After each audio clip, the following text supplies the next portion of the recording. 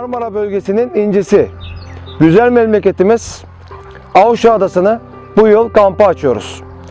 Gelen misafirlerimizi ve konuklarımızı açık hava, yeşil ve toprakla birleştirme projemizi Ramazan Bayramı'nın 1. gününde faaliyete geçiriyoruz.